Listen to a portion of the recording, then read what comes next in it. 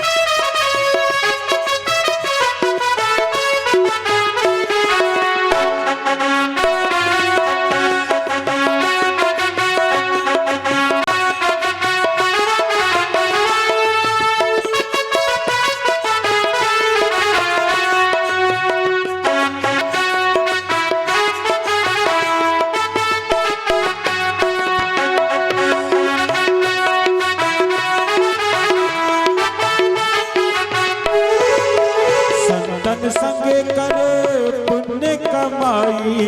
संतन संग करे पुण्य कमाई। संतन संग करे पुण्य कमाई। संतन संग करे पुण्य कमाई। राम चरण अनुराग रे, राम चरण अनुराग रे तेरी अच्छी बनेगी। संतन के संग लाग रे तेरी अच्छी बनेगी। अच्छी बनेगी तेरी बिगड़ी बनेगी। अच्छी बनेगी तेरी बिगड़ी बनेगी। अच्छी बनेगी तेरी बिगड़ी बनेगी। अच्छी बनेगी तेरी बिगड़ी बनेगी। होए तेरा बड़े भाग रे तेरी अच्छी बनेगी। संतन के संग लाग रे तेरी अच्छी बनेगी।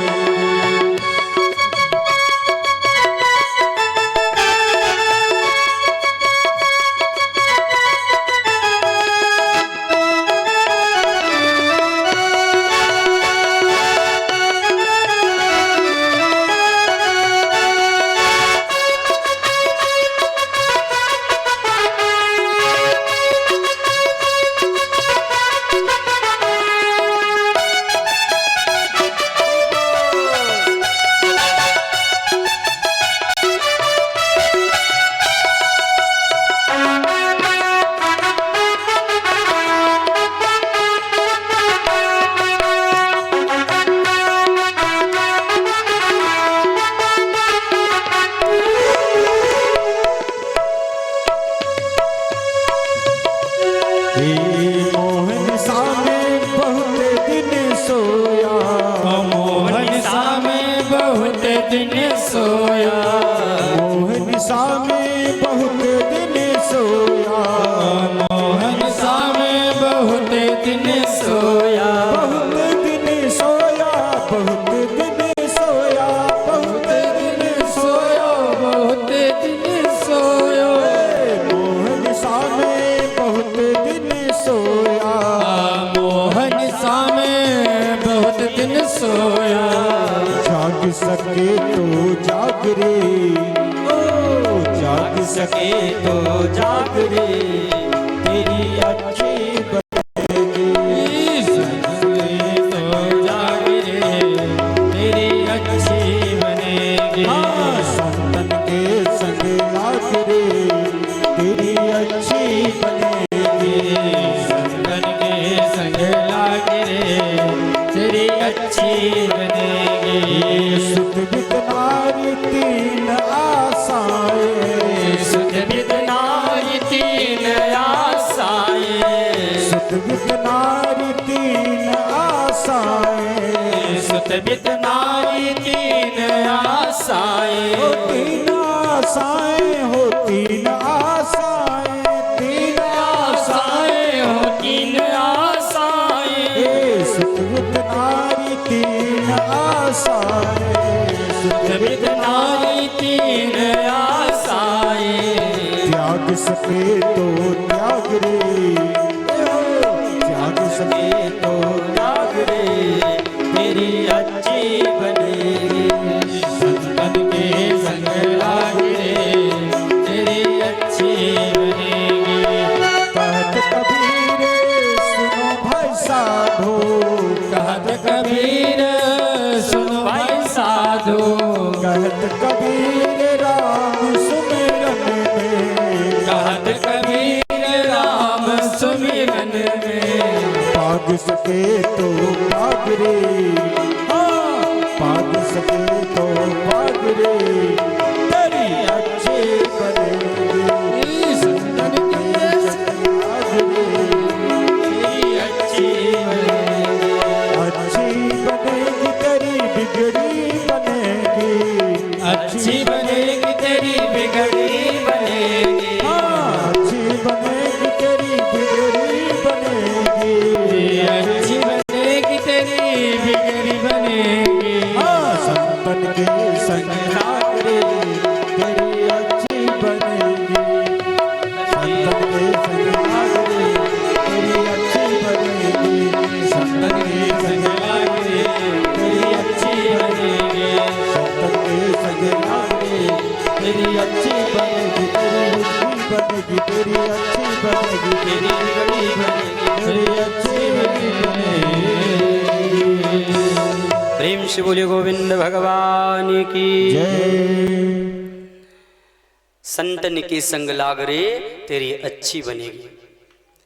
संग को जीतना है महाराज तो संत महात्माओं का संग करना चाहिए, इसलिए संग को जीतो। और चौथा है जितेंद्रिय, अपनी इंद्रियों पर विजय प्राप्त करना चाहिए। जैसे कछुआ परिस्थिति अनुसार अपने समस्त अंगों को अपने बस में रखता है, ठीक उसी प्रकार से हम लोगों को अपनी इंद्रियों पर विजय प्राप्त करना चाहिए। जो व्यक्ति बुद्धि के द्वारा इन चारों बातों का पालन करता है तो अस्थूले भगवतो रूपे मनः संधारयेद्यः, तो उस व्यक्ति को अपने मन को भगवान के स्थूल में लगाना चाहिए और भगवान का ध्यान करना चाहिए। सुखदेव जी कहते हैं राजन, संसार के मनुष्यों की बहुत सारी कामनाएं होती हैं और हर कामनाओं के देवता भी अलग अलग होते हैं। जैसे यदि सुंदर चीज चाहिए तो गंधर्वों की उपासना करें, यदि यश चाहिए तो यज्ञ पुरुष की उपासना करें, और यदि विद्या प्राप्त करना है तो विद्या प्राप्ति के लिए भगवान शिव की उपासना करें, और यदि पति पत्नी में अनबन रहता हो, पति पत्नी में प्रेम रखने के लिए माता पार्वती की उपासना करें। परंतु बुद्धिमान पुरुष वो होते हैं जो अकामः सर्व कामो वा मोक्ष काम उदारधि अतीव्रेण भक्ति योगेन यजेत पुरुषं परम। अकामः सर्व कामो, वे चाहे निष्काम हो और चाहे समस्त कामनाओं को लेकर के मोक्ष चाहते हो, उन्हें जल्द से जल्द भक्ति योग के द्वारा भगवान नारायण की उपासना करनी चाहिए, भगवान नारायण की आराधना करनी चाहिए। श्रोताओं, भगवान नारायण का नाम सुनते ही परीक्षित ने श्री सुखदेव जी महाराज से सृष्टि विषयक प्रश्न किया। कहा, गुरुदेव ये बताइए, भूय एव विवेशामि भगवानात्म मायया यथेदं सृज्यते विश्वं दुर्विभाव्यमधीश्वरी।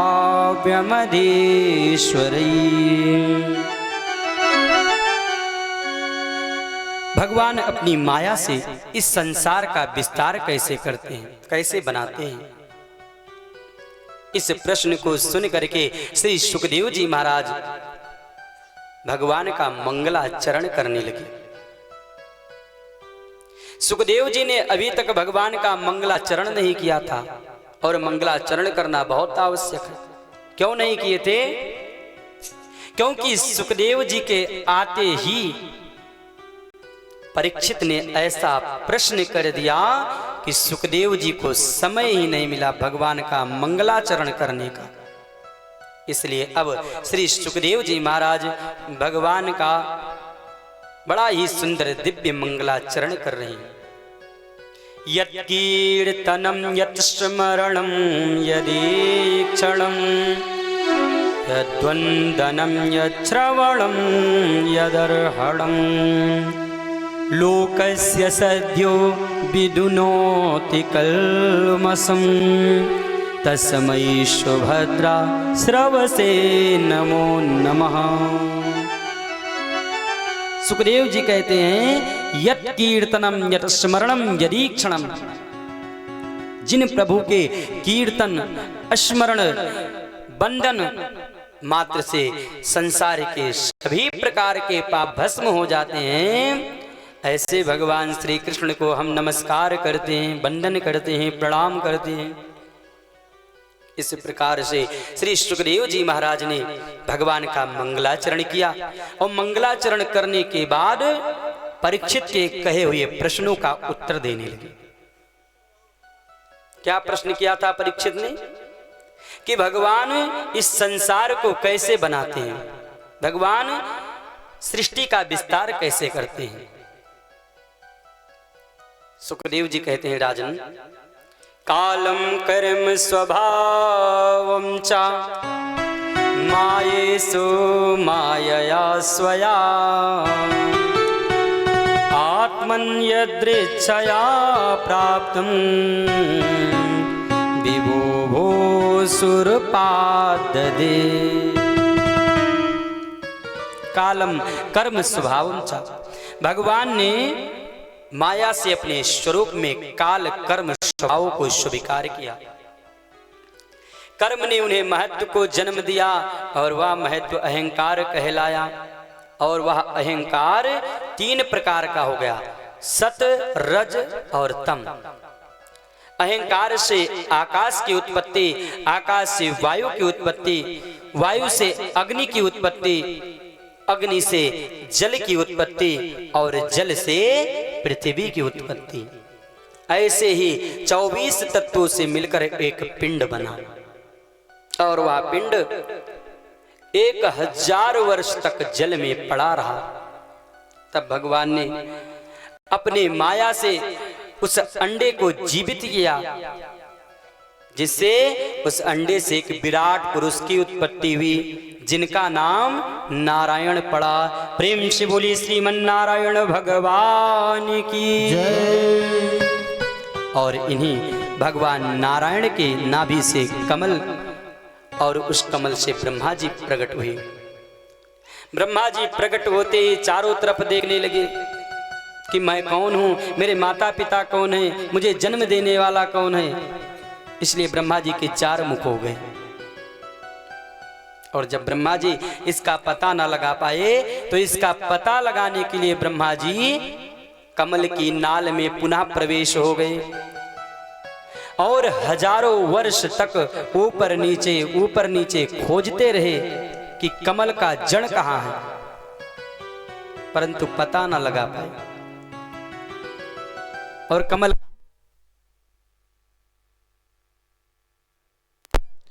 बोलो भक्तवत्सल भगवान की सा नाभि कमले विष्णु स्थितो ब्रह्मा प्रजापति। भगवान के नाभि से कमल निकला था। जब ब्रह्मा जी इसका पता ना लगा पाए, तो ब्रह्मा जी पुनः फिर आकर के उस कमल के पुष्प पे बैठ गए। तो ब्रह्मा जी को 2 वर्ण सुनाई दिए, ता और पा। तप करो। ब्रह्मा जी तप करने लगे और सैकड़ों वर्षों तक बड़ी कठोर तपस्या की, जिससे उन्हें भगवान नारायण का दर्शन हुआ। भगवान ने कहा ब्रह्मा जी जाओ सृष्टि का विस्तार करो। ब्रह्मा जी ने कहा प्रभु हम सृष्टि का विस्तार तो करेंगे, परंतु मुझे कहीं सृष्टि में मोह या अभिमान हो गया तो मेरा तो पतन हो जाएगा।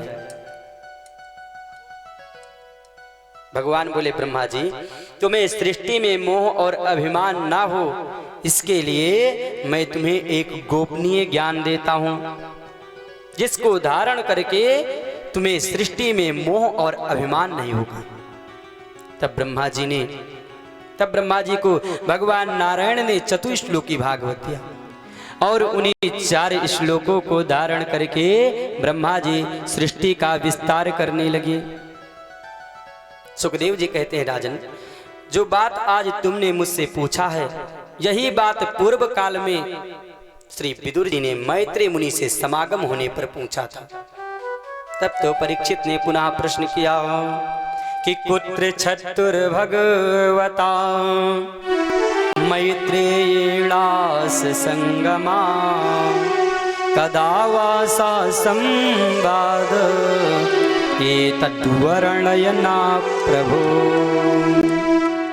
परीक्षित ने कहा गुरुदेव ये विदुर और मैत्रेय मुनि का समागम कैसे हुआ? कृपा विदुर और मैत्रेय मुनि का संवाद सुनाइए। तो सुखदेव जी कहते हैं राजन सुनो। राजन ये उन दिनों की बात है कि जब अंधे राजा धृतराष्ट्र के पुत्र पांडवों के ऊपर अन्याय कर रहे थे और धृतराष्ट्र राजा होते हुए भी पुत्र मोह में यह सब देख रहे थे, सुन रहे थे। एक दिन उनकी सभा में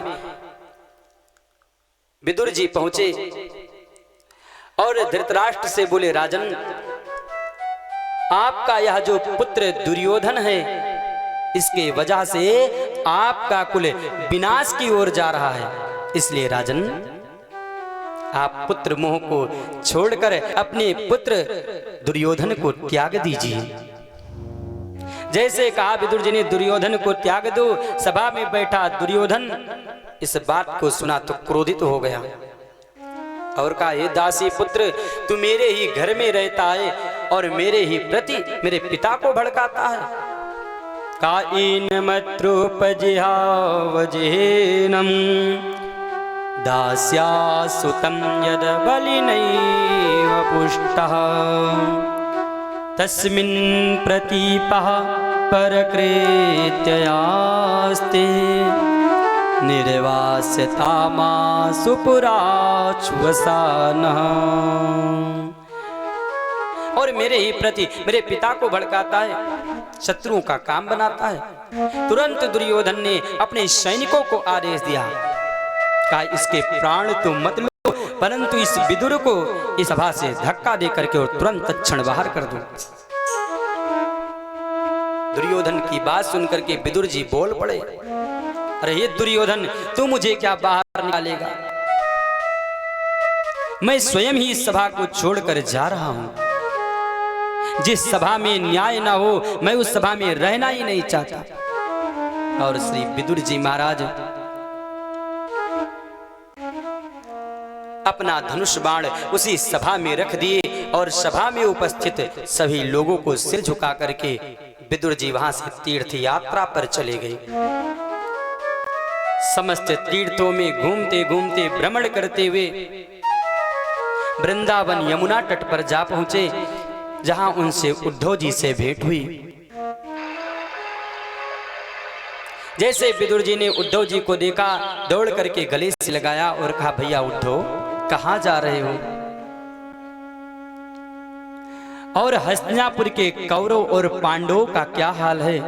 क्योंकि मैं तो वहां से तीर्थ यात्रा पर चला आया और तब से कुछ समाचार भी नहीं मिला। और भैया उद्धव द्वारिका में हमारे भगवान द्वारिकाधीश कैसे हैं? जैसे भगवान द्वारिकाधीश का नाम उद्धव जी सुने तो रो पड़े, आंखों से आंसू निकल पड़े और कहा विदुर कौरव पांडवों का भयंकर युद्ध हुआ जिसमें समस्त कौरव मारे गए और भगवान द्वारिकाधीश भी द्वारिका में अपनी लीला को संपन्न करके अपने परम धाम को चले गए। भगवान को अपने परम धाम चले जाने की बात सुनकर विदुर जी के भी आंखों से अश्रु की धारा बहने लगी। विदुर जी रो पड़े और रोते रोते बोले, भैया उद्धव, आप तो भगवान के बिना एक पल भी नहीं रहते थे, एक क्षण भी नहीं रहते थे, इतने दिन से कैसे रह गए? उद्धव ने कहा, विदुर, भगवान जाते समय मुझे एक दिव्य उपदेश देकर गए हैं, जिसको धारण करके मैंने अपने आप को संभाला है। विदुर जी बोले, भैया तो वह उपदेश आप मुझे भी दे दीजिए। उद्धव ने कहा, विदुर, उस दिव्य उपदेश के कहने का अधिकारी मैं नहीं हूं, इसलिए आप हरिद्वार में मैत्रेय मुनि के पास जाइए, क्योंकि जब भगवान मुझे यह उपदेश कर रहे थे तो भगवान ने मैत्रेय मुनि से कहा था कि हे मैत्रेय मुनि, मेरे भक्त विदुर जी जब कभी भी जहां कहीं भी आपको मिलेंगे तो आप उन्हें यह दिव्य भागवत धर्म का उपदेश कहना। इसलिए विदुर जी आप मैत्रेय मुनि के पास जाइए और मैं भगवान की आज्ञा से बद्रिका आश्रम जा रहा हूं। विदुर जी ने उद्धव जी को गले लगाया। उद्धव जी बद्रिका आश्रम की ओर चल दिए और विदुर जी भगवान के नामों का जप करते हुए हरिद्वार की ओर चल दिए। चलते चलते विदुर जी हरिद्वार गंगा जी के किनारे मैत्रेय मुनि के आश्रम पर पहुंचे। मैत्रेय मुनि के चरणों में प्रणाम किया और कहा, महाराज, आप मुझे भगवान के लीला चरित्रों को सुनाइए और भगवान इस सृष्टि का विस्तार कैसे करते हैं, संसार को कैसे बनाते हैं, यह सब भी आप मुझे विस्तार पूर्वक बतलाइए। तब मैत्रेय मुनि कहते हैं, विदुर जी, भगवान श्रीमन्नारायण प्रभु के नाभि कमल से ब्रह्मा जी का जन्म हुआ। भगवान ने आदेश दिया ब्रह्मा जी को, जाओ सृष्टि का विस्तार करो। तो ब्रह्मा जी ने सबसे पहले 4 पुत्रों को प्रकट किया, सनक, सनंदन, सनातन और सनत कुमार।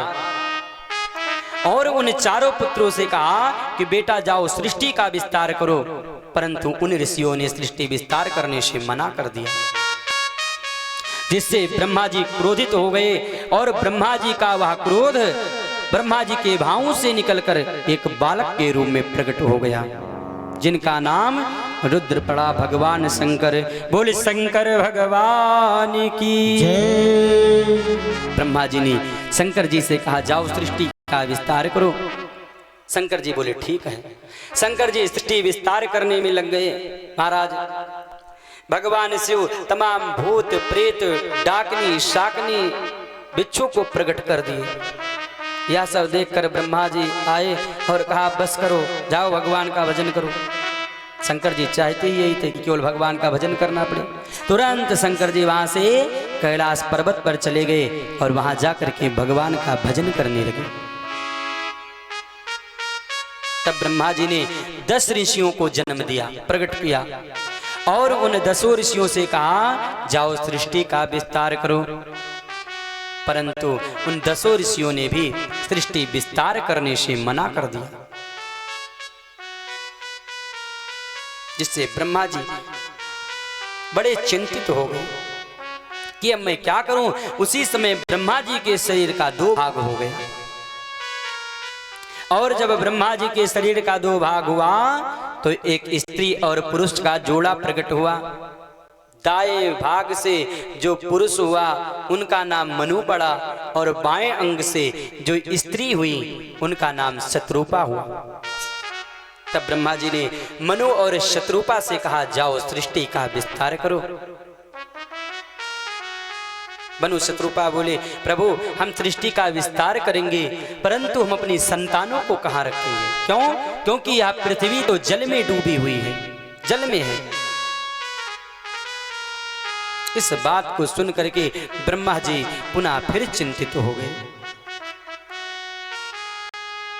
ब्रह्मा जी चिंतित हो गए महाराज कि उसी समय ब्रह्मा जी को छींक आई, और जैसे ही ब्रह्मा जी ने छींके लगाई तो ब्रह्मा जी के नासिका से भगवान वाराह प्रकट हो गए। बोल वाराह भगवान की। और वाराह भगवान रसातल में गए, दुष्ट हिरण्याक्ष को मारे और पृथ्वी को जल से ऊपर लेकर के आए। और जब पृथ्वी जल से ऊपर आ गई तब मनु और शत्रुपा सृष्टि के कार्य में लग गए। सबसे पहले मनु और शत्रुपा ने 5 संतानों को जन्म दिया, जिसमें से 3 पुत्री और 2 पुत्र।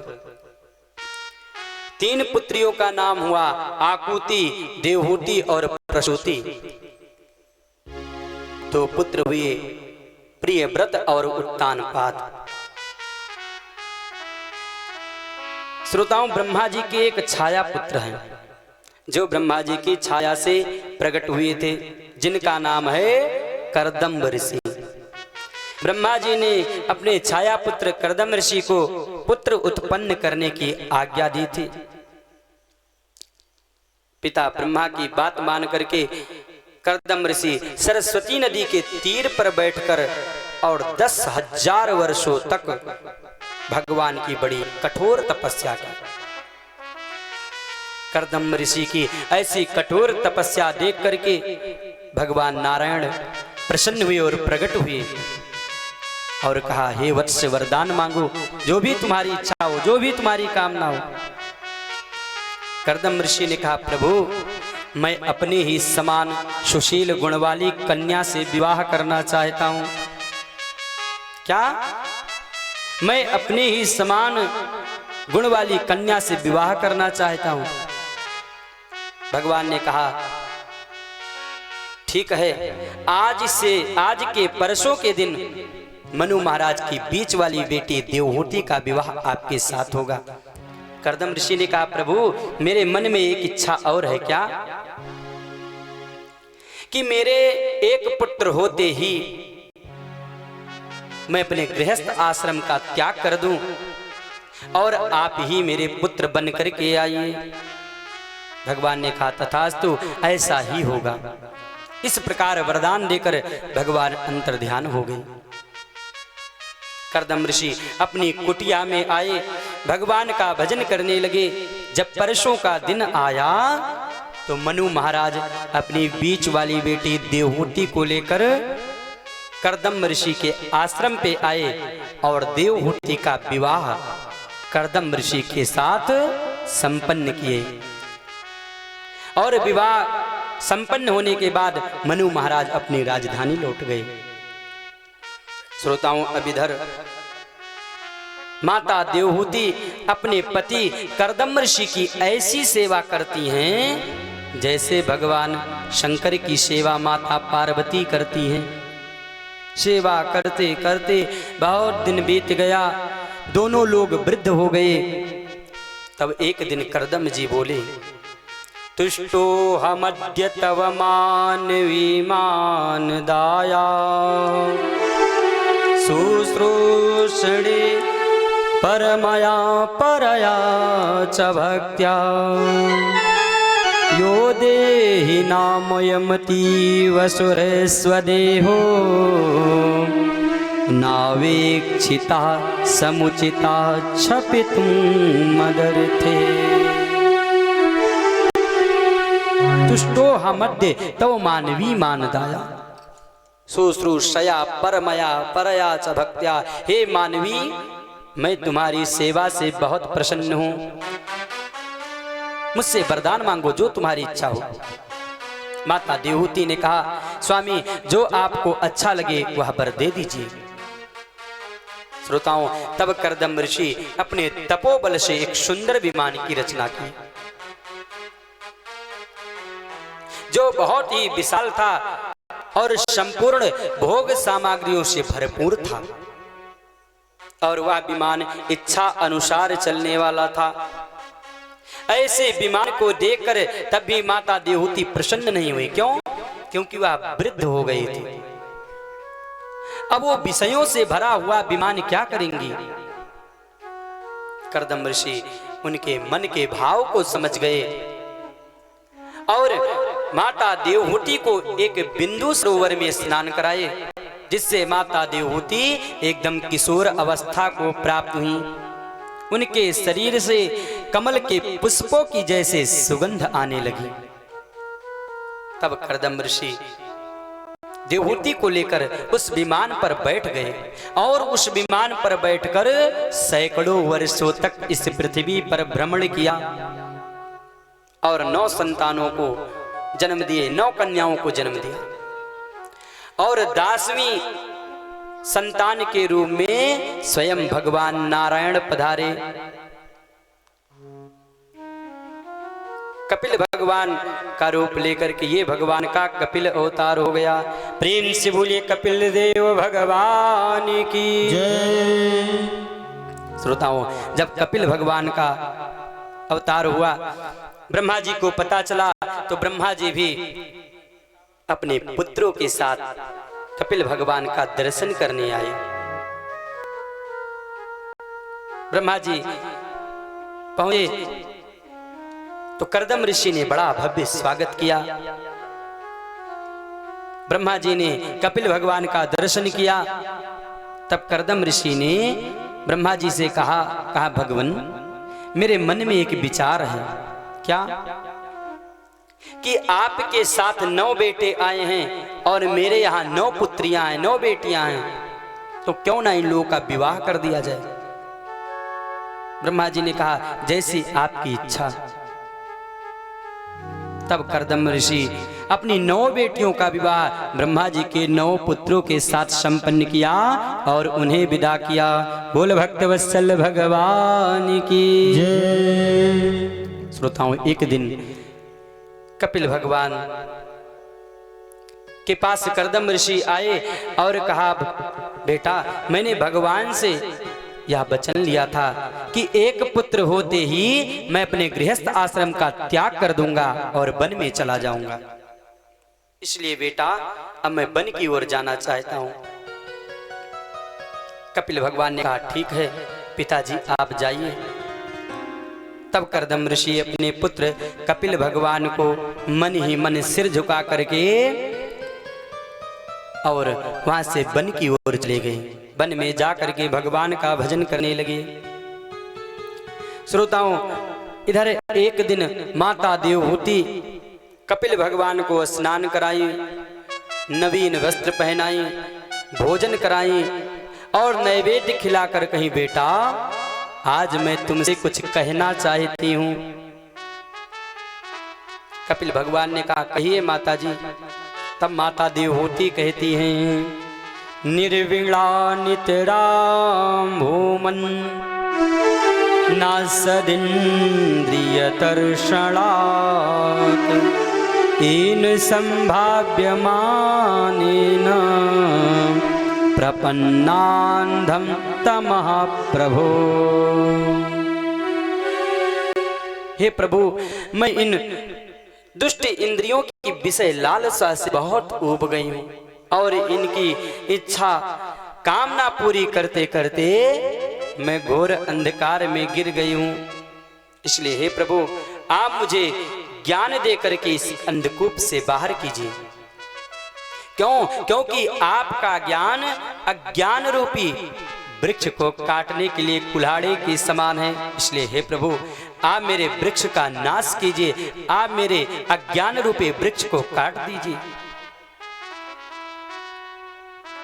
तब कपिल भगवान बोले, माता जी, अभी तक आपने अपने मन को संसार के विषयों में लगाया है। माँ, अब आप अपने उसी मन को भगवान के कथा कीर्तन में लगाइए। क्यों? क्योंकि सुख और दुख देने वाला यह मन ही है। मन के मारे बन गए बन तज बस्ती माई, और कह कबीर मन लालची यह कहूँ ठहरत नाई। श्रोताओं, कबीरदास जी कहते हैं कि यह मन बड़ा लालची है, यह मन कहीं ठहरता नहीं। इसलिए कपिल भगवान कहते हैं, माता जी आप अपने मन को भगवान में लगाइए। गोस्वामी तुलसीदास जी ने भी कहा कि सबकी ममता ताग बटोरी, सबकी ममता ताग बटोरी, मम पद मनहि बांध बर डोरी, मम पद मनहि बांध बर डोरी। सबकी ममता ताग बटोरी और मम पद मनहि बांध बर डोरी। कि गोस्वामी तुलसीदास जी कहते हैं कि सभी जगह से अपने मन को हटाकर और मन की डोरी भगवान में बांध दीजिए, भगवान में लगा दीजिए। इसी बात को कपिल भगवान कहते हैं कि माँ अब आप अपने मन को भगवान में लगा दीजिए और मन से भगवान का ध्यान कीजिए। माता देवती बोली, बेटा भगवान का ध्यान कैसे करते हैं, किस प्रकार किया जाता है?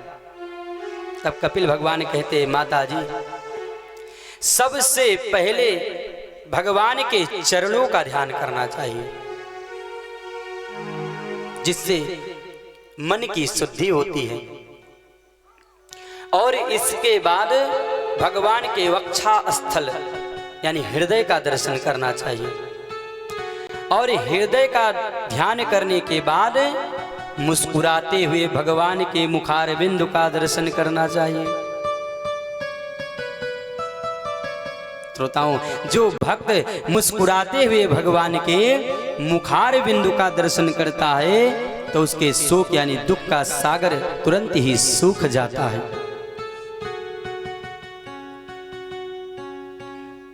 माता देवहूति ने कहा, बेटा अभी आपने कहा भक्त, तो बेटा ये बताओ कि भक्त कितने प्रकार के होते हैं? भक्त कितने प्रकार के होते हैं? कपिल भगवान बोले, माँ भक्त 3 प्रकार के होते हैं, सात्विक, राजस्व और तामस। सात्विक भक्त वो है जो भगवान की निष्काम भक्ति करता है और भगवान से कुछ नहीं मांगता, वह सात्विक भक्त है। और दूसरा है राजस्व, जो अपने पापों का क्षय करने के लिए और सुख की प्राप्ति के लिए भगवान का जप तप पूजा पाठ करता है, वह भगवान का राजस्व भक्त है। और तीसरा है तामस, जो क्रोधी है, मन में हिंसा रखता है और लोगों को अनिष्ट करने के लिए भगवान का जप तप पूजा पाठ करता है, वह भगवान का तामस भक्त है। कपिल भगवान कहते हैं, माता जी भगवान का एक भक्त और है, जो भगवान के देने पर भी कुछ नहीं लेता है, वह भगवान का सबसे उत्तम भक्त है। इसलिए माँ भक्त को केवल भगवान की ही भक्ति करना चाहिए, जीवों को केवल भगवान की भक्ति करना चाहिए। माता देवहूति ने कहा, बेटा जो भगवान की भक्ति नहीं करता तो उसकी क्या गति होती है?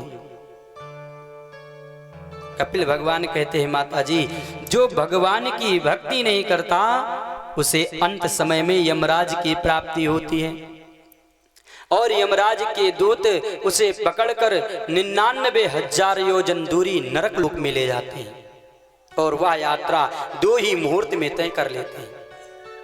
रास्ते में ले जाते समय उस जीव को कुत्ते काटते हैं, बिल्ली काटती है, तपी हुई बालों में दौड़ाया जाता है, खौलाए हुए तेल में उस जीव को डाला जाता है और जब वह नहीं चलता तो पीछे से यमराज के दूत उस पे कोड़े बरसाते हैं। माँ नरक लोक में ले जाकर के जीव को बहुत यातनाएं दी जाती, बहुत कष्ट दिया जाता है और फिर उसे शुद्ध करके इस माँ के किसी गर्भ में भेजा जाता है, संसार के किसी स्त्री के गर्भ में भेजा जाता है। श्रोताओं, जीव जब गर्भ में आता है तो 1 महीने में उसके सिर निकल आते यानी पिंड बन जाता है। दूसरे महीने में गर्भ में जीव के हाथ पैर इत्यादि अंगों का निर्माण शुरू हो जाता है। और ठीक इसी क्रम से जब 5वां महीना गर्भ का होता है तो उस जीव को भूख और प्यास लगने लगती है। उस समय जैसा मां खाती है वैसा ही उस बच्चे के ऊपर प्रभाव पड़ता है। श्रोताओं, अब तो कम है, पहले के समय में जो हमारे पूर्वज लोग थे, जब किसी स्त्री का गर्भ धारण हो जाता था ना, तो उसको ज्यादा खेल कूद नहीं करने देते थे। इधर उधर का बाहर की सामग्री जल्दी नहीं खाने देते थे। परंतु आज तो बड़ी विडंबना है महाराज। ये गर्भवती महिलाएं 2 ही दिन सावधान रहती हैं। कब? या तो सूर्य ग्रहण पड़ जाए या तो चंद्र ग्रहण पड़ जाए। उस दिन खूब पूछेंगे कि पंडित जी, अरे कब लग रहा है चंद्र ग्रहण? परंतु महाराज उसको भी अच्छे से पालन नहीं कर पाती हैं। क्या? अगर बता दें पंडित जी कि ऐसा है कि ग्रहण काल में सोना नहीं चाहिए, तो कहेंगे महाराज तो नींद तो बहुत आती है, अब क्या करें, फोन देख लें। तो अगर पंडित जी कहेंगे हाँ फोन देख लो, लेकिन रामायण देखना जो है, गीता सुनना, कथा सुनना, तो कहती हैं हाँ ठीक है। परंतु जैसे मोबाइल हाथ में लेती हैं तो इंस्टाग्राम की रील्स शुरू, फेसबुक की रील्स शुरू। इस प्रकार तो आजकल निर्वाह करती हैं। परंतु श्रोताओं, जब गर्भ में जीव का 5वां महीना चले तो हम सभी माताओं और बहनों से यह आग्रह करते हैं कि बहुत ही सावधानी पूर्वक जीवन जीना चाहिए। जो करोगी वही वह बच्चा भी करेगा, वही वह संतान भी करेगी। इसलिए खान पान का सुधार रखो, फोन और टीवी से दूर रहो, भगवान का भजन करो, भगवान का कीर्तन करो, भगवान के नामों का जप करो, जिससे वह बच्चा हो तो उसका संस्कार अच्छा हो। कपिल भगवान कहते हैं माता जी, ठीक इसी प्रकार से यह जीव जब 7वां महीना गर्भ का लगता है तो वह अपने पूर्व जन्म के किए हुए कर्मों को याद करता है और मन से भगवान की स्तुति करने लगता है। जीव कहता है तस्योपसन्नमवितुं जगदेच्छयाक नानातनुर्भुजलचरणारविन्दम् सोहं व्रजामि शरणं ह्यकुतो भयं मे एने दृशि गतिर्दर्श्यसतो नरूपः तस्योपसन्न मवितुम जगदिच्छयाता। जीव कहता है हे प्रभु, मैं बड़ा ही दुष्ट हूं और आपने यह ठीक ही किया जो मुझे नरक में डाला। इस नरक में डालने का यह तात्पर्य है कि आप फिर भी मुझे ज्ञान दे रहे हैं कि जो जीव मेरी भक्ति नहीं करता उसे इसी प्रकार से बार बार नरकों में डाला जाता है और नरक में उस जीव को इसी प्रकार कष्ट मिलता है। क्योंकि प्रभु मैं जान गया हूं गर्भवास समम दुखम और ना भूतो ना भविष्यति। गर्भ में जीव को जितना कष्ट है उतना ना भूतमय में हुआ और ना भविष्यमय में होगा। इसलिए जीव कहता है प्रभु मैं आपके चरणों शरण ग्रहण करता हूं, मैं आपके चरणों में प्रणाम करता हूं।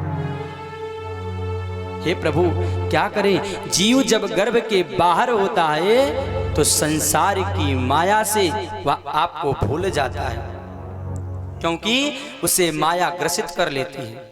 श्रोताओं,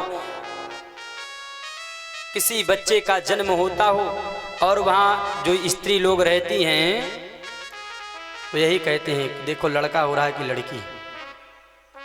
कोई भगवान के नामों को नहीं जपता, माया माया ही सब जपने लगते हैं।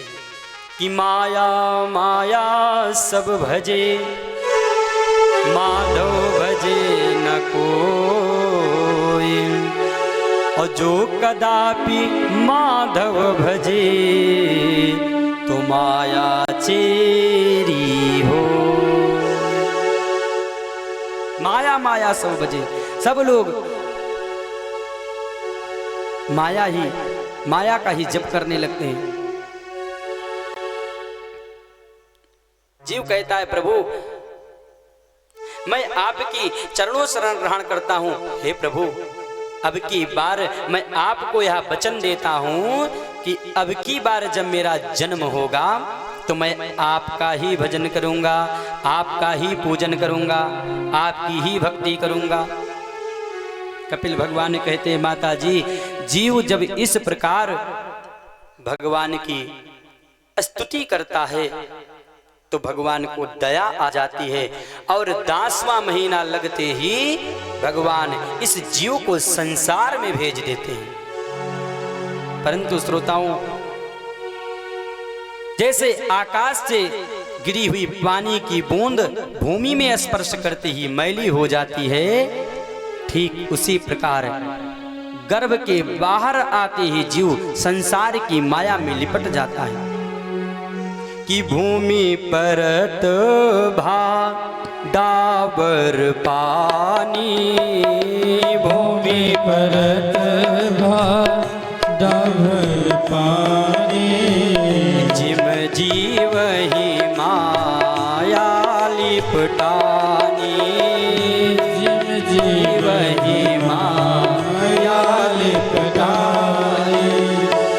भूमि परत भा डाबर पानी और जिम जीव ही माया लिपटानी। जैसे ही जीव गर्भ के बाहर आता है तो माया से वशीभूत हो जाता है, इसलिए जीव जन्म लेते ही रोने लगता है। और जैसे ही महाराज बच्चा जन्म लेता है और रोने लगता है तो ये हम सब संसारिक लोग क्या सोचते हैं कि भूख लगा होगा, दुग्ध के लिए रो रहा है।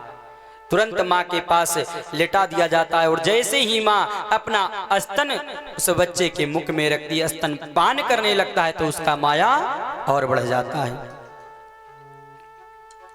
कपिल भगवान कहते हैं माता जी यहां भी उसको सुख नहीं मिलता, क्यों? क्योंकि रोने से इसका शुरुआत हुआ। अच्छा, जीव रोता क्यों है? क्योंकि वह जान जाता है कि यह संसार बड़ा ही स्वार्थी है, सुख में आगे रहता है, दुख में पीछे रहता है, इसलिए जीव रोने लग जाता है और रोने से इसका गर्भ का सारा ज्ञान खत्म हो जाता है।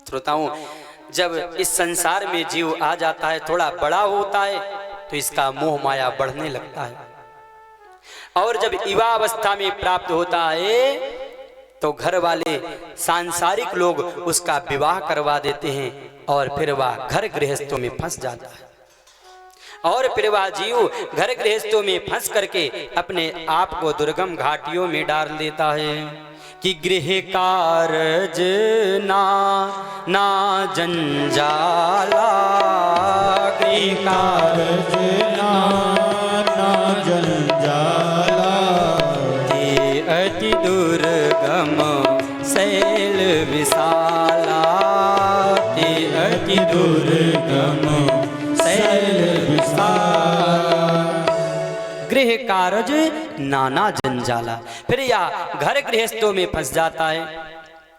अच्छा, यह जीव अपनों के लिए पाप भी करता है और फिर यह सारा जीवन पाप कर्मों में बिताकर जैसा आया था वैसा चला जाता है। जन्म में तेरा बातों ही बीती गयो रे तूने कबहू न कृष्ण कहो। जन्म तेरा बातों ही बीती गयो रे तूने कबहू न कृष्ण कहो। जन्म तेरा बातों ही बीती गयो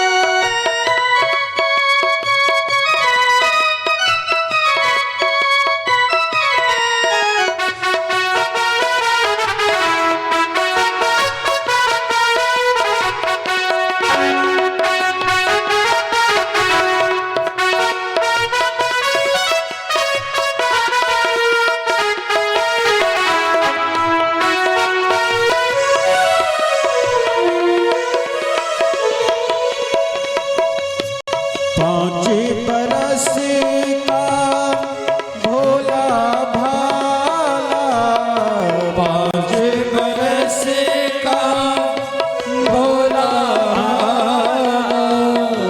5 बरस का भोला भाला, 5 बरस का भोला,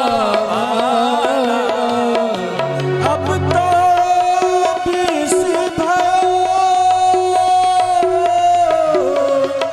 मकर 25 माया तारनी, मकर 25 माया तारनी, देश विदेश गयो रे तूने, कबहू न कृष्ण जन्म तेरा बातों में बीत गयो रे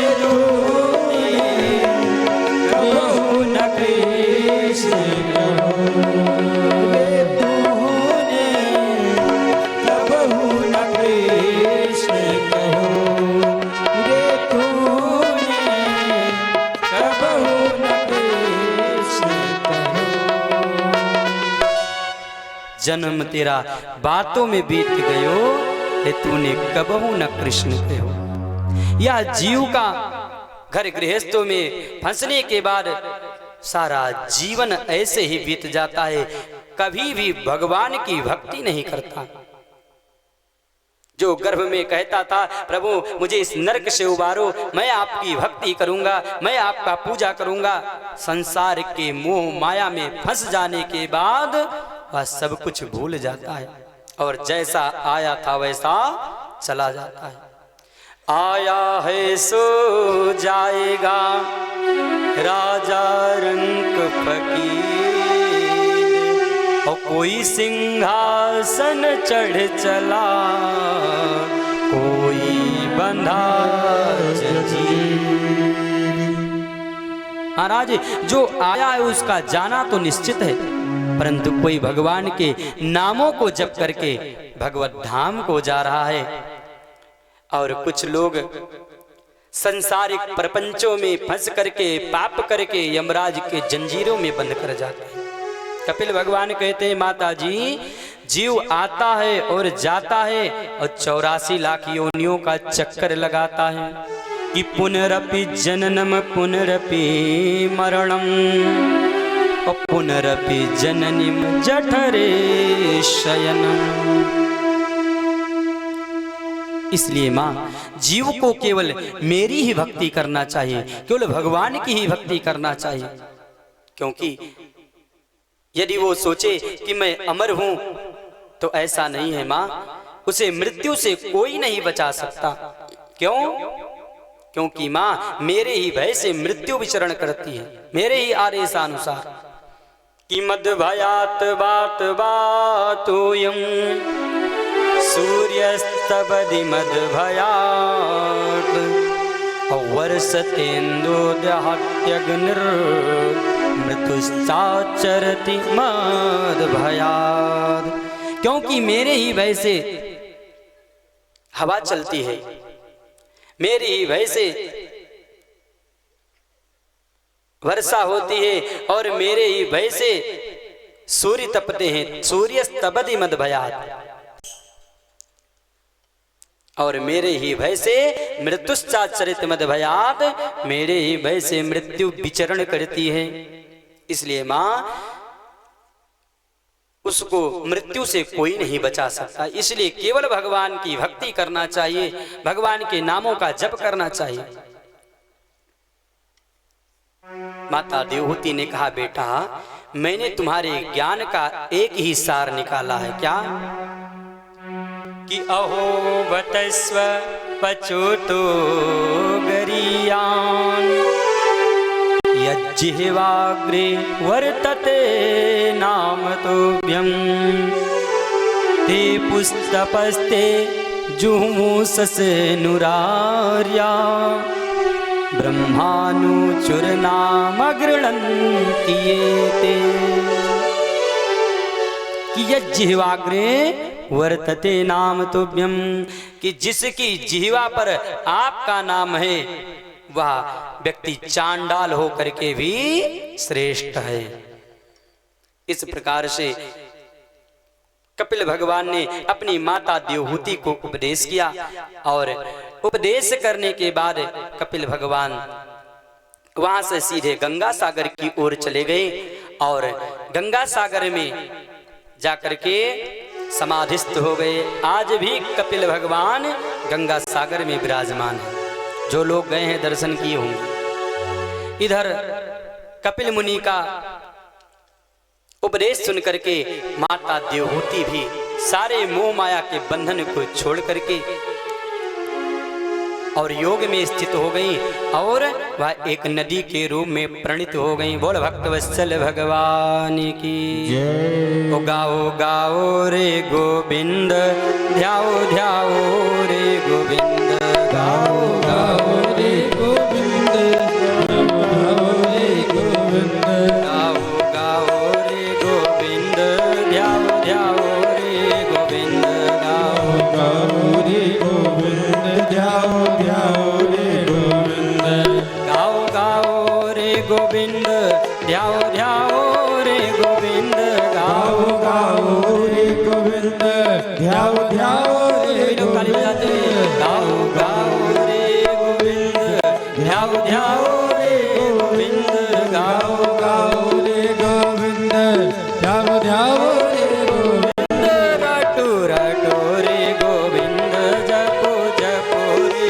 गोविंद, रटो रटो रे गोविंद, जपो जपो रे गोविंद, रटो रटो रे गोविंद, जपो जपो रे गोविंद, रटो रटो रे गोविंद, जपो जपो रे गोविंद, गाओ गाओ रे गोविंद, ध्याओ ध्याओ रे गोविंद, गाओ गाओ रे गोविंद, ध्याओ ध्याओ रे गोविंद। बोल गोविंद भगवान की जय हो। मैत्री मुनि कहते हैं विदुर जी, इस प्रकार से मैंने आपको देवहूति और करदम जी का चरित्र सुनाया। अब जो मनु महाराज की बड़ी वाली बेटी हैं जिनका नाम है आकुति, आकुति का विवाह रुचि प्रजापति के साथ हुआ, जिनके यहाँ यज्ञ नारायण भगवान अपनी प्रिया दक्षिणा देवी के साथ प्रकट हुए। तब से श्रोताओं यज्ञ में दक्षिणा प्रारंभ हो गई। कोई भी पूजा पाठ करवा लो, कोई भी यज्ञाद अनुष्ठान करवा लो, जब तक ब्राह्मणों को कर्म दक्षिणा ना दो तब तक उसका फल प्राप्त नहीं होता है।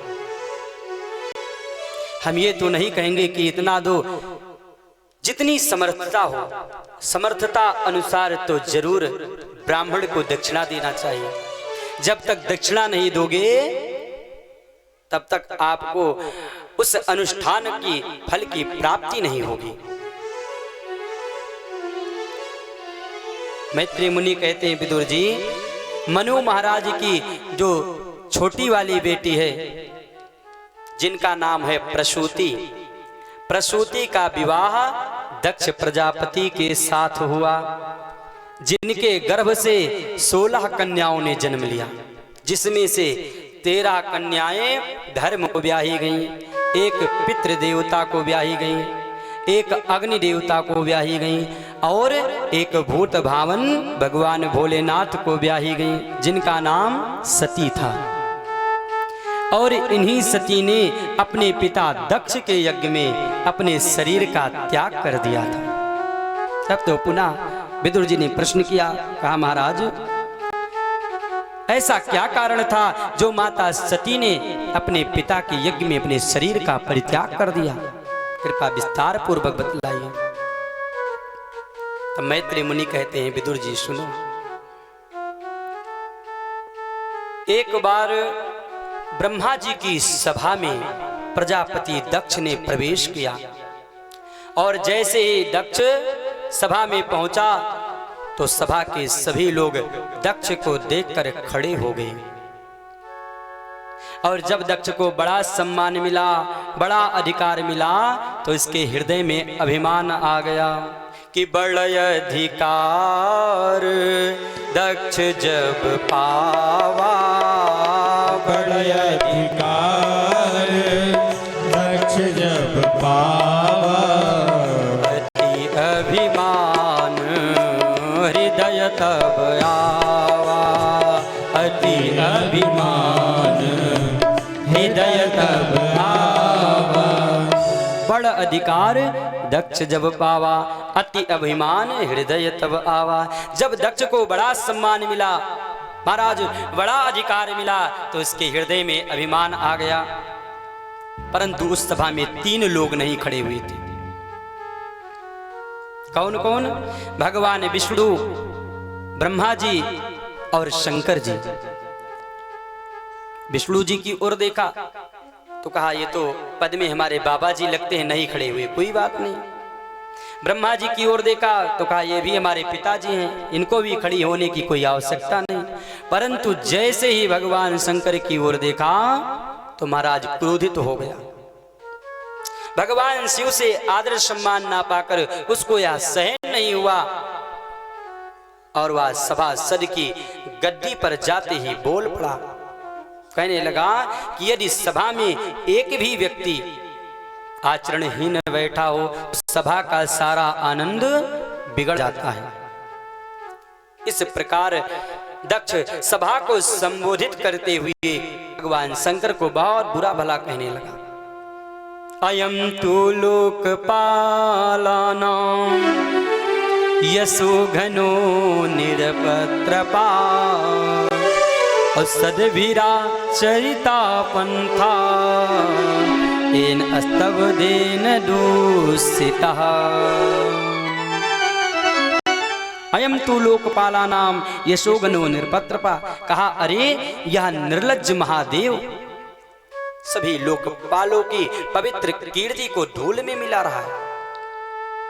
देखिए इस घमंडी ने सत्पुरुषों के आचरण को लंघित कर दिया। अरे ब्रह्मा जी के कहने पर मैंने अपनी मृगनयनी जैसी बेटी इसके साथ ब्याही। इस प्रकार दक्ष भगवान को बहुत उल्टा सीधा कहने लगा, शिव जी को।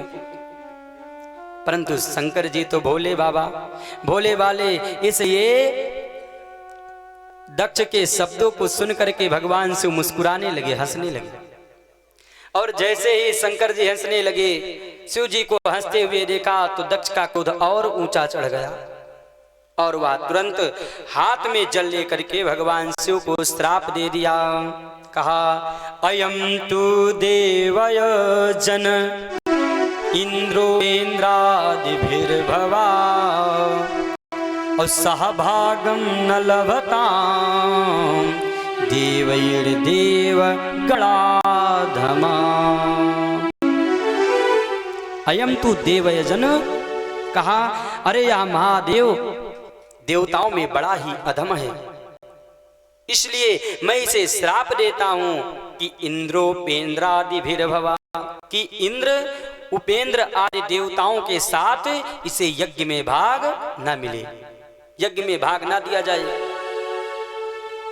इस प्रकार श्राप दे करके दक्ष क्रोध से भरा था, इसलिए सभा से निकलकर चुपचाप अपने घर पर चला गया।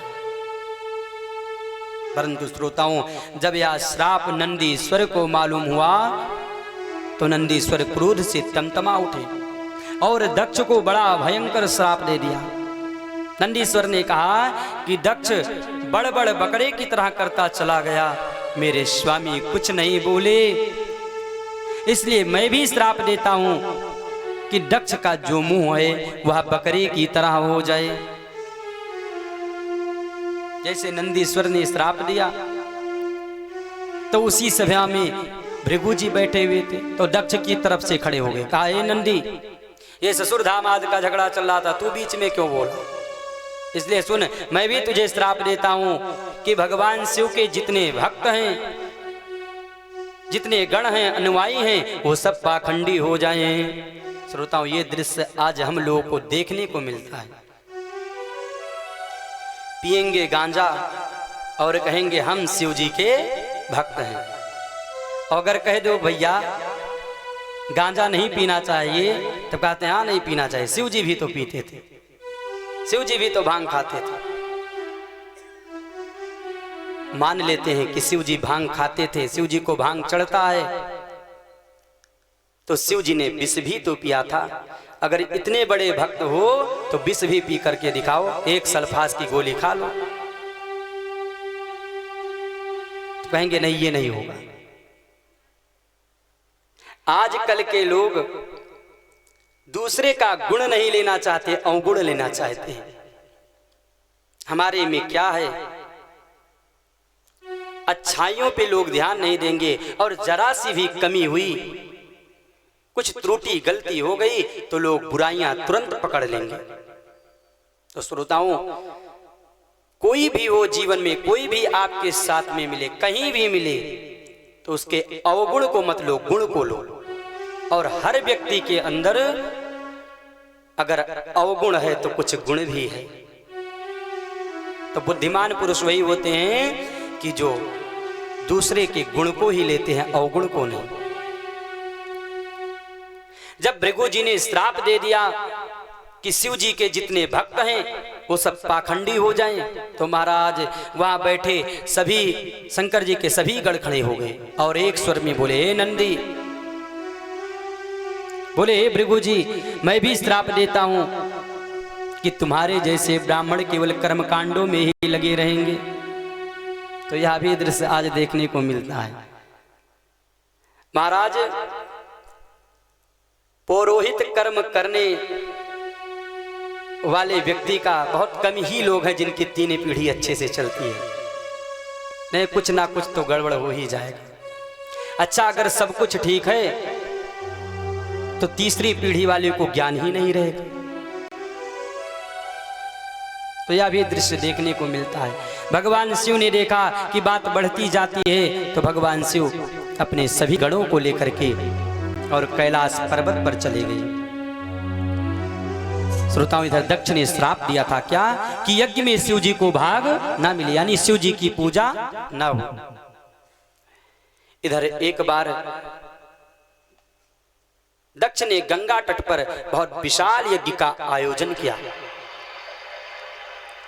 और उस यज्ञ में सभी देवी देवताओं को आमंत्रित किया, परंतु भगवान शिव को न्योता नहीं दिया कि मैं यज्ञ कर रहा हूं।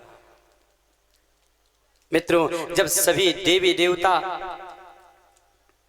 अपने विमानों पर बैठकर और जाने लगे कैलाश पर्वत से होकर के, और जो देवियां जाती थीं वह बड़ा सुंदर गान करती जा रही थीं, जिसको सुन करके बड़े बड़े ध्यानियों का ध्यान खुल जाता है कि सुन सुंदरी करही कल गाना, सुन सुंदरी करही कल गाना, सुनत श्रवण छूटहि मुनि ध्याना, सुनत श्रवण छूटहि मुनि ध्याना।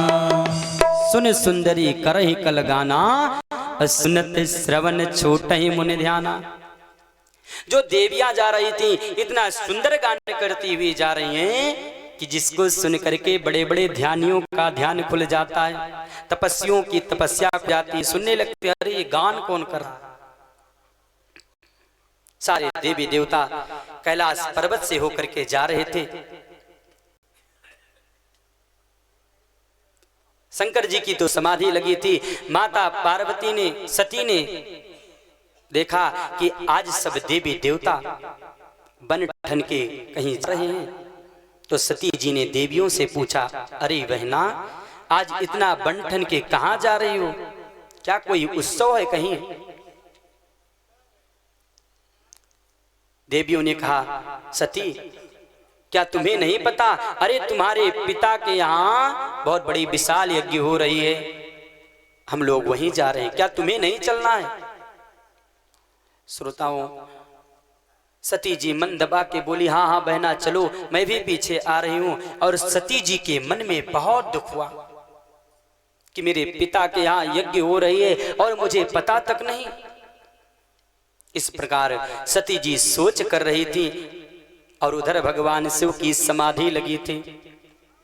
कुछ समय के बाद भगवान शंकर की समाधि खुली तो भगवान शिव राम नाम का स्मरण करने लगे कि राम नाम शिव सुमिरन लागे, राम नाम शिव सुमिरन लागी। जान्यो सती जगतपति जागे, जान्यो सती जगतपति जागे। जब भगवान शिव की समाधि खुली तो भगवान शिव राम नाम का स्मरण करने लगे। सती जी को पता चला कि जगत के स्वामी जाग गए। तुरंत सती जी दौड़ी दौड़ी आई, भगवान शिव के पास चरणों में प्रणाम की और कहा, प्रभु स्वामी जी, आपके ससुर जी के यहाँ बहुत बड़ी विशाल यज्ञ हो रही है, क्या उसमें चलना नहीं है? प्रजापतिस्ते स्वसुरस्य साम्प्रतम् निर्यापितो यज्ञमहोत्सवा किल वयं च तत्राभिसरामवामते यद्यर्थितामि विबुधा व्रजन्ति। प्रजापतिस्ते स्वसुरस्य साम्प्रतम्, आपके ससुर जी के यहाँ महाराज आजकल की जो माताएं हैं ना, वो तो कभी ये नहीं कहते हैं कि आपके ससुर जी के यहाँ, वो क्या कहते हैं कि मेरे पिता के यहाँ ये हो रहा है। शायद आपने इस प्रकार देखा ना हो उत्सव, यानी अभिमान है अपने पिता के ऊपर, लेकिन माता सती ने एक बार भी नहीं कहा कि मेरे पिताजी के यहाँ हो रही। सती जी ने क्या कहा? प्रजापतिस्ते स्वसुरस्य साम्प्रतम्, प्रभु आपके ससुर जी के यहाँ। क्यों ऐसा क्यों कहा? इसलिए कि भगवान शिव को अपनत्व प्राप्त हो और भगवान शिव यज्ञ में जाने के लिए तैयार हो जाएं। भगवान शिव बोले, देवी क्या वहां से कोई चिट्ठी पत्री आई है, कोई निमंत्रण पत्र आया है? सती जी बोली, स्वामी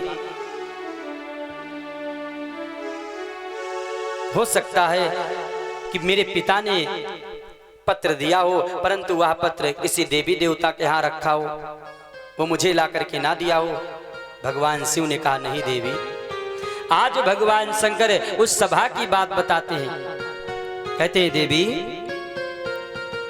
आपके पिता दक्ष मुझसे द्वेष करते हैं, विरोध करते हैं, और मेरे ही संबंधों के कारण वे तुम्हें भी भुला दिए। इसलिए देवी बिना बुलाए जाना ठीक नहीं है, बिना बुलाए जाना ठीक नहीं है।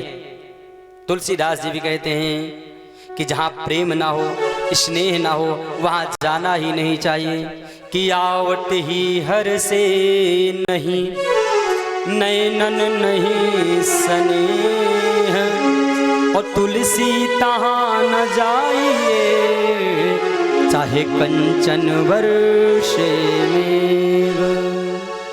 तुलसीदास जी कहते हैं कि जहां प्रेम ना हो, स्नेह ना हो, वहां जाना ही नहीं चाहिए, चाहे मेघ सोने के बूंद की वर्षा करते हो।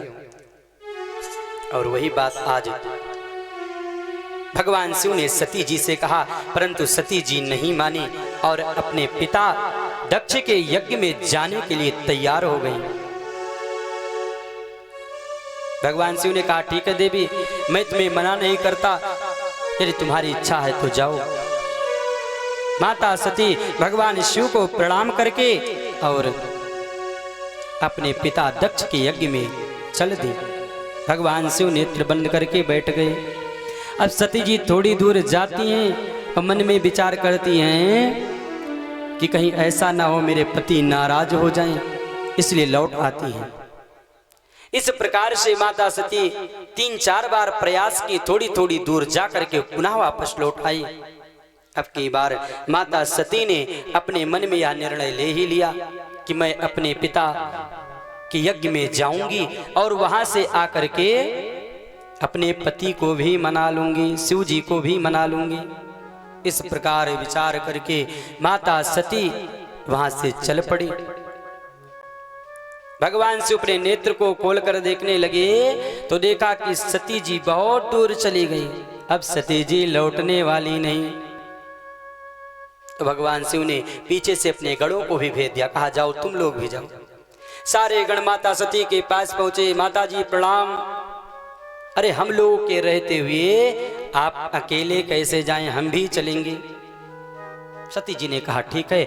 माता सती सारे गणों को लेकर के अपने पिता के यज्ञ के प्रांगण में पहुंची और यज्ञ मंडप के प्रांगण में जब पहुंची तो सती जी अपने बहनों की ओर देखने लगी, परंतु सती जी को देखकर उनकी बहनें अपना सिर घुमा ली।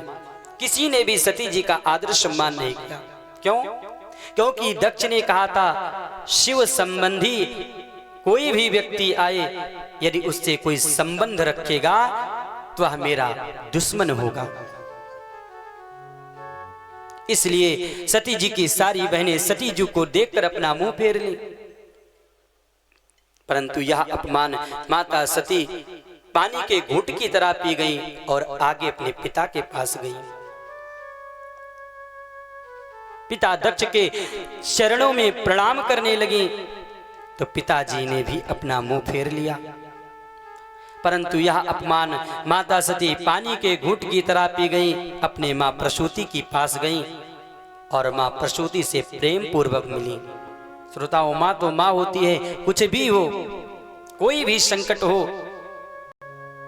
मां कभी अपने संतान का साथ देने में पीछे नहीं हटती। सती जी अपने मां से मिलने के बाद यज्ञ मंडप में प्रवेश की और जैसे ही यज्ञ मंडप के अंदर गई तो क्या देखा कि सभी देवी देवताओं का भाग रखा है। छोटे छोटे देवी देवताओं का भाग है, परंतु मेरे स्वामी भगवान शंकर का, भगवान शिव का वास कहीं भी नहीं है। भगवान शिव का भाग कहीं भी नहीं है। यह देख करके माता सती क्रोधित हो गई, आंखें लाल लाल हो गई, मानो आंख से आग के अंगारे निकल रही हूं। ऐसा लगता है आज माता सती तीनों लोकों को भस्म कर डालेंगे। इस प्रकार क्रोध में आकर के और सभा को संबोधित करके कहने लगी कि सुनहु सभासद सकल मुनिंदा, सुनहु सभासद सकल मुनिंदा, कही सुनी जिम शंकर निंदा, कही सुनी जिम शंकर निंदा, सुफल तुरत लहव सब काहू, सुफल तुरत लहव सब काहू, भली भांति पछताऊ पिताऊ, भली भांति पछताऊ पिताऊ। सुनहु सभासद सकल मुनिंदा, कही सुनी जिम शंकर निंदा।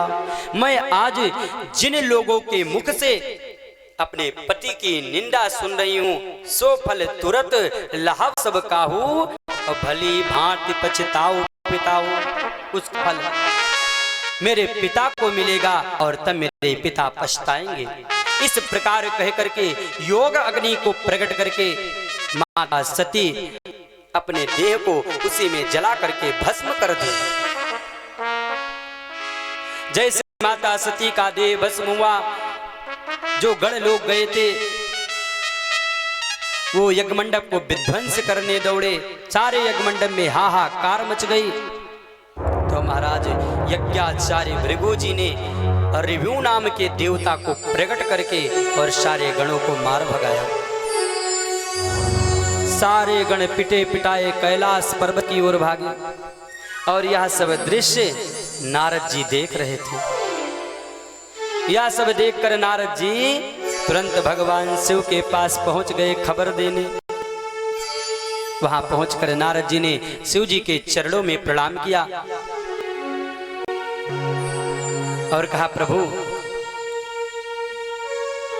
माता सती ने अपने पिता के यज्ञ में अपने शरीर का त्याग कर दिया और जो आपके गण हैं उनको दक्ष के यज्ञ मंडप में बहुत ही प्रताड़ित किया गया है।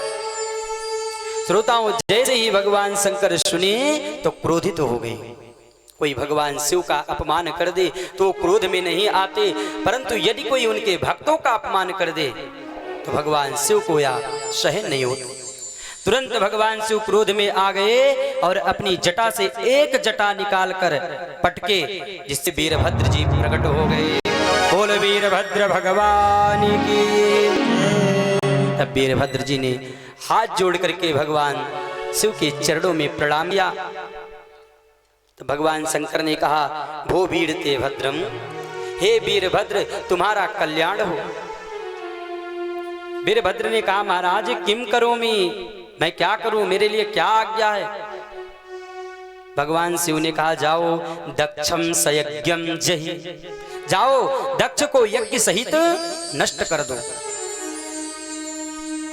तब वीरभद्र जी भगवान शंकर की आधी अर्ध परिक्रमा करके चरणों में प्रणाम करके और तूफान बन करके चल दिए। रास्ते में वीरभद्र जी जा रहे थे, गण लोग भी पिटे पिटाए आ रहे थे, उधर से मिल गए। वीरभद्र जी ने कहा, चलो अब की बार मेरे साथ चलो। जैसे ही गण लोग भगवान वीरभद्र जी के साथ हुए तो मानो गणों में दोगुना तिगुना बल आ गया। तब वीरभद्र जी सारे गणों को लेकर के दक्ष के यज्ञ मंडप में पहुंचे। कुछ गण यज्ञ मंडप में प्रवेश कर गए, यज्ञ मंडप को विध्वंस करने लगे, और कुछ गण पाकशाला में घुस गए। रसोई घर में पूड़ी मिल रही तो हर हर महादेव, तस्मै मिल रही हर महादेव। और महाराज जो यज्ञ मंडप में प्रवेश हुए थे, यज्ञ को विध्वंस करने लगे थे, यज्ञ मंडप में भृगु जी मिले तो उनकी दाढ़ी नोच ली। दाढ़ी घुमा घुमा कर बहुत हंस रहे थे। भग देवता मिले, उनकी दोनों आंखें फोड़ दी गणों ने। पूसा पंडित जी मिले, एक पंच मारे 32 बाहर, सारे दांत तोड़ दिए। तब वीरभद्र जी दक्ष को पकड़कर और पशु की तरह गर्दन मड़ोड़ कर और दक्ष का सिर हवन कुंड में स्वाहा कर दिए। इस प्रकार से भगवान वीरभद्र जी के साथ सारे गण दक्ष के एक मंडप को विध्वंस कर दिए, और एक मंडप को विध्वंस करने के बाद सब पुनः कैलाश पर्वत पर लौट आए। श्रोताओं, यज्ञ में जितने देवी देवता अपना अपना भाग लेने गए थे, किसी के दांत टूटे, यज्ञाचार्य भृगु जी की दाढ़ी ही नोच ली गई, भग देवता की आंखें फूट गई। सारे देवता ब्रह्मा जी के शरण में पहुंचे और कहा, प्रभु भगवान शिव के गणों ने हमारी यह हालत की है, अब हमें उनसे बहुत डर लग रहा है, इसलिए आप हमारी तरफ से भगवान शिव को मना लीजिए। ब्रह्मा जी ने कहा, अपराध किसने किया? देवताओं ने कहा, हमने।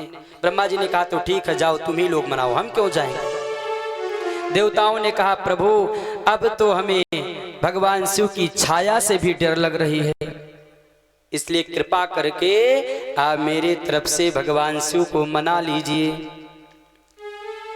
देवताओं की इस प्रकार दुर्दशा देखकर ब्रह्मा जी सभी देवताओं को लेकर के कैलाश पर्वत पर पहुंचे और सभी देवताओं के साथ भगवान शिव की बड़ी सुंदर दिव्य स्तुति की।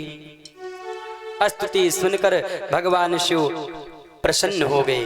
श्रोताओं, भगवान शंकर तो क्षणे रुष्टा क्षणे तुष्टा और रुष्टा तुष्टा क्षणे क्षणे। भगवान शिव जितनी जल्दी नाराज होते हैं उतना ही जल्दी खुश भी हो जाते हैं, प्रसन्न हो जाते हैं। ब्रह्मा जी ने कहा, हे त्रिपुरारी, आप चलकर उस अपूर्ण यज्ञ को पूर्ण कीजिए। भगवान शिव ने कहा कि हम वहां जाकर क्या करेंगे, वहां तो हमारा भाग ही नहीं है, वहां तो मुझे कुछ मिलेगा नहीं। सभी देवताओं के साथ ब्रह्मा जी एक स्वर में बोले, ईस्ते रुद्रभागोस्तु यदुच्छिष्टोध्वरस्य वै यज्ञस्ते रुद्रभागेन कल्पतामयज्ञहन्। हे भोलेनाथ, आज से यज्ञ में जो कुछ भी अवशेष सामग्री बचेगी वह आपका ही भाग होगा और आपके ही भाग से यज्ञ पूर्ण होगा। बस तुरंत शिव जी प्रसन्न हो गए और चल दिए। जहां दक्ष का यज्ञ विध्वंस हो गया था वहां पहुंचे। वहां पहुंच करके भगवान शिव ने कहा, यजमान को बुलाओ।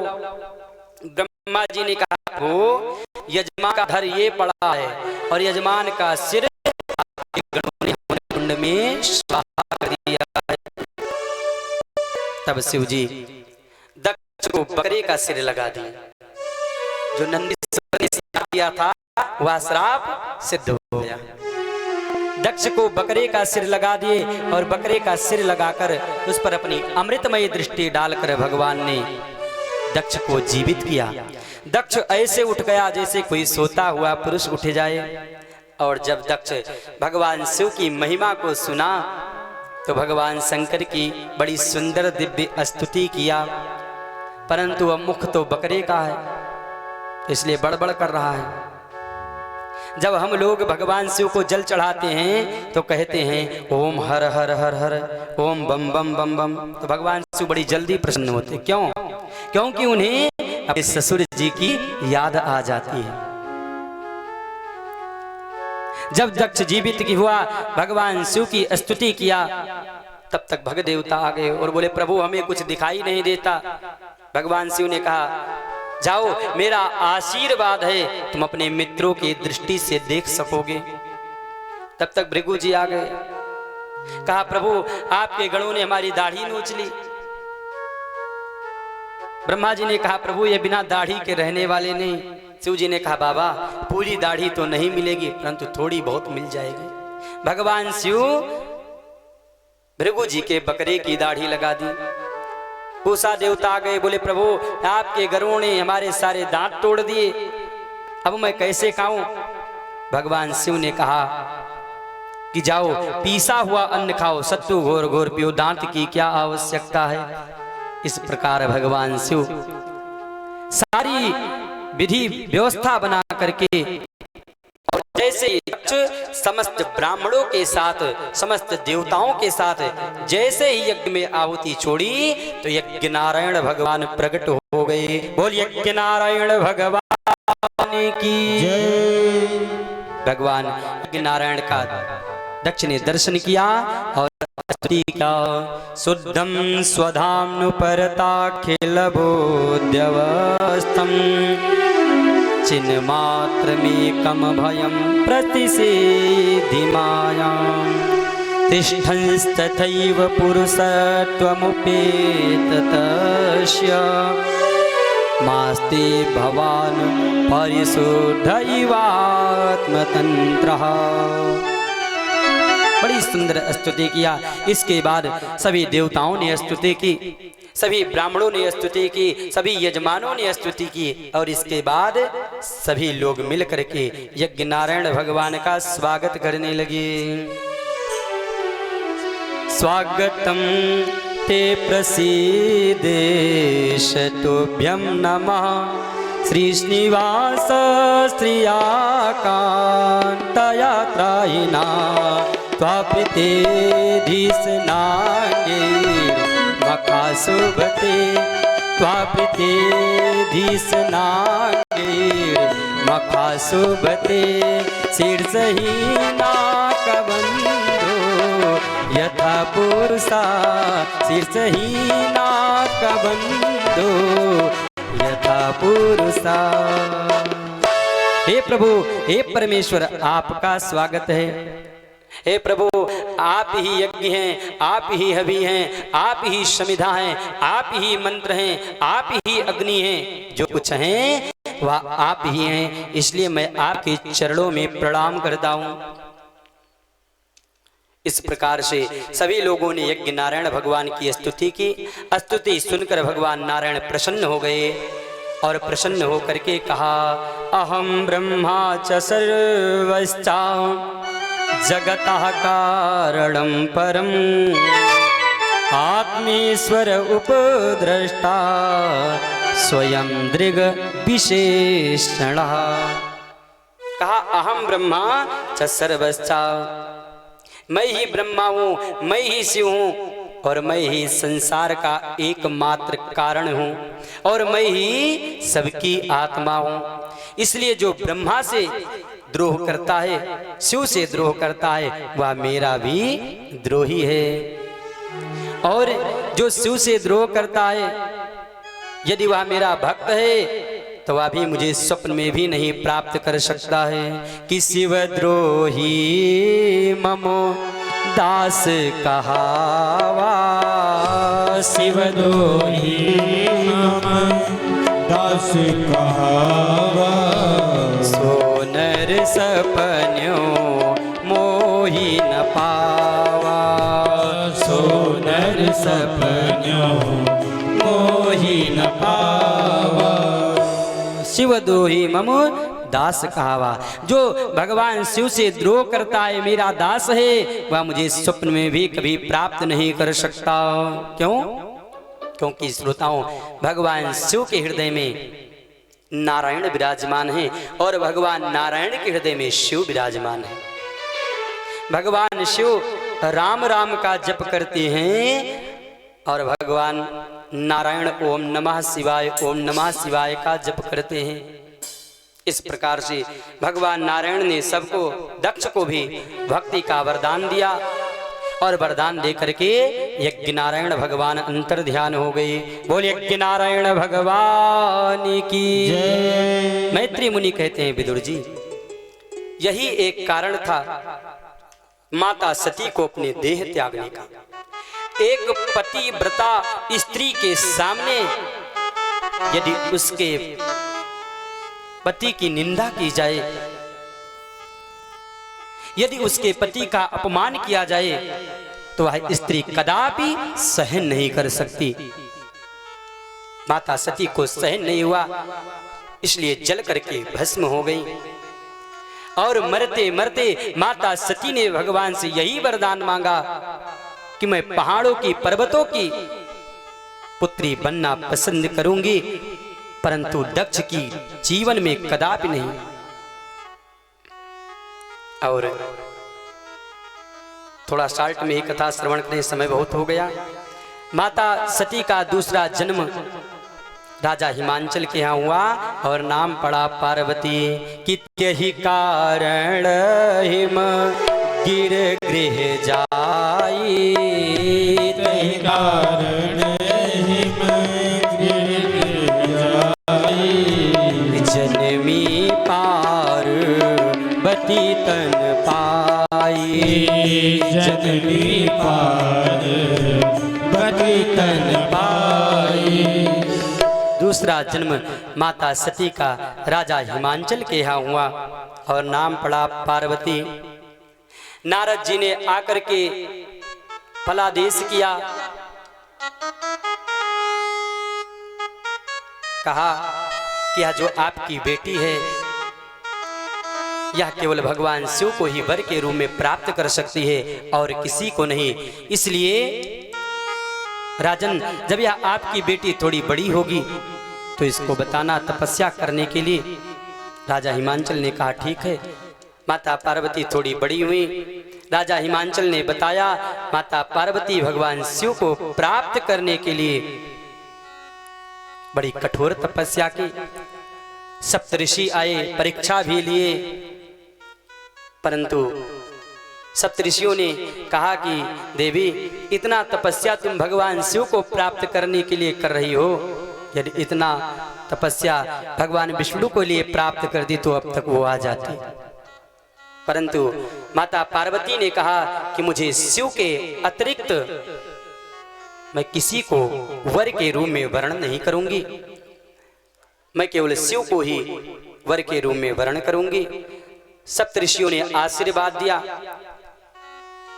श्रोताओं, इधर राजा हिमांचल नाई और पंडित जी को भेज करके कैलाश पर्वत पर तिलक चढ़वाए और जब भगवान शिव का तिलकोत्सव हो गया, आज शुभ मुहूर्त आ गया। भगवान शिव के साथ जब विवाह तय कर दिए, आज शुभ मुहूर्त आ गया। भगवान शिव विवाह करने के लिए सभी देवताओं को न्योता दे दिया कि भैया बारात चलना है। महाराज सभी देवता लोग अपने अपने वाहन को धोने लगे, सजाने लगे। इंद्र अपनी हाथी को धो रहा था, सजा रहा था। भगवान विष्णु गरुड़ को स्नान करा करके सजा रहे थे। ब्रह्मा जी हंस को सजा रहे थे। यह सब देख करके यमदेव भी, यमराज भी अपने भैंसा को सजाने लगे। महाराज धो रहे हैं भैंसा को और कह रहे हैं कि आज थोड़ा गोरा हो जा, आज बारात चलना है। इस प्रकार से बाराती लोग सब लोग तैयार हो रहे हैं और इधर भगवान शिव को कोई सजाने वाला है ही नहीं, कोई नहीं आया भगवान शिव को सजाने। तो महाराज जो भगवान शिव के पास गण लोग रहते हैं, भूत प्रेत, वही भगवान शिव को सजाने लगे कि शिव ही शंभु गण करहि श्रृंगारा, शिव ही शंभु गण करहि श्रृंगारा, जटा मुकुट यही मोर सवारा, जटा मुकुट यही मोर सवारा, कुंडल कंकन पहिरे व्याला, कुंडल कंकन पहिरे व्याला, तन विभूत पट के हरि छाला, तन विभूत के हरि छाला, शशि ललाट सुंदर सिर गंगा, शशि ललाट सुंदर सिर गंगा, नयन तीन उपबीत भुजंगा, नयन तीन उपबीत भुजंगा, गरल कंठ नर उर सिर माला, गरल कंठ उर नर सिर माला, शिव बेस शिव धाम कृपाला, शिव बेस शिव धाम कृपाला, कर त्रिशूल अरु डमरु विराजा, कर त्रिशूल अरु डमरु विराजा, चले बसावा बाजहि बाजा, चले बसा चढ़ी बाजहि बाजा, शिव ही शंभुगन करहि श्रृंगारा, जटा मुकुट अहि मोर सवारा। जो भगवान शिव के गण लोग थे, वो भगवान शिव की जो जटा थी उसी को घुमा करके बांध दिए, मोर की तरह सजा दिए। कुंडल कंकन पहिरे व्याला, महाराज दोनों कानों में कुंडल पहनते हैं शिव जी, तो कुंडल वहां कहाँ पाए। सो गणों ने सर्पों को उठाया और एक एक कान में एक एक सर्प को लटका दिए, कुंडल बना करके गले में सर्पों की माला पहना दिए।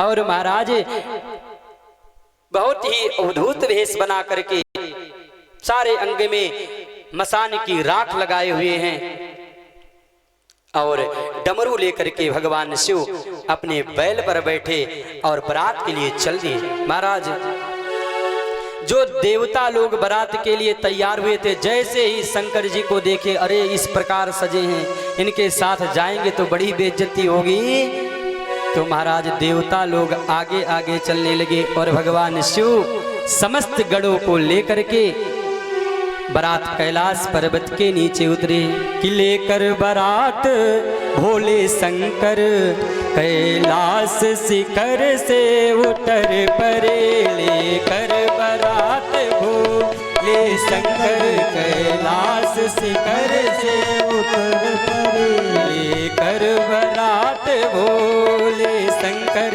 कैलाश शिखर से उतर परे लेकर बरात भोले शंकर कैलाश शिखर से उतर परे। भगवान शिव अपनी बारात को लेकर के महाराज कैलाश पर्वत से नीचे उतरे और उनकी बारात को देखने के लिए कैसे कैसे लोग हैं महाराज। कहते हैं कि आगे बिल्ली मौसी दिया कै सगर डगरिया भरतिया भोले शंकर की चली। आगे बिल्ली मौसी दिया कै सगर डगरिया भरतिया भोले शंकर की चली। आगे बिल्ली मौसी दिया कै सगर डगरिया भरतिया भोले शंकर की चली। भगवान शिव बारात को लेकर के चल रहे हैं महाराज और उसमें जो बाजा बजाने वाले वो उन्हीं के दूत लोग हैं। बड़े सुंदर बारात लेकर के भगवान शिव चल दिए राजा हिमांचल की नगरी की ओर। कि चल ले भोला की बरतिया हिमांचल नगरी चल भोला के बरतिया हिमाचल नगरी हो हिमाचल नगरी तिवारी जी हो हिमाचल नगरी हो हिमाचल नगरी हो हिमाचल नगरी। चल ले हो चल ले बाबा के बरतिया हिमाचल नगरी। चल ले भोला की बरतिया हिमाचल नगरी। सभी लोग ताली बजाते हुए झूम झूम करके भगवान शिव के बारात को चले बनते। बोल शंकर भगवान की दुल्हा सरकार की जय हो।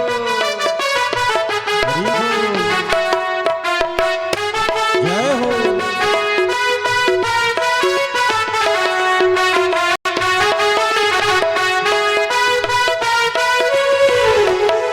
हे बूढ़े बाल पे शिव जी बैठे गले मुंडों की माला। बूढ़ बैल पर शिव जी बैठे गल मुंडों की माला। हे बूढ़े बैल पे शिव जी बैठे गले मुंडों की माला। बूढ़ बैल पर शिव जी बैठे गल मुंडों की माला। सारे अंग विभूति लगाए गले नाग है काला। सारे अंग विभूति लगाए गले नाग है काला। उड़ काली है कमली या हिमाचल नगरी। उड़ काली है कमरी या हिमाचल नगरी। ओ हिमाचल नगरी हो हिमाचल नगरी हो हिमाचल नगरी हो हिमाचल नगरी।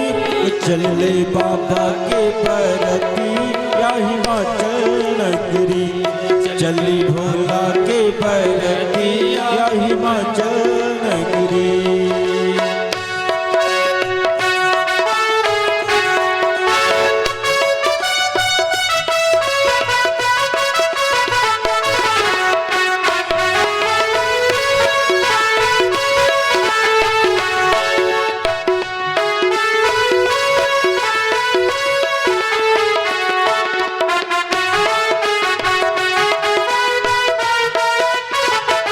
ऐसे आनंद नहीं आएगा।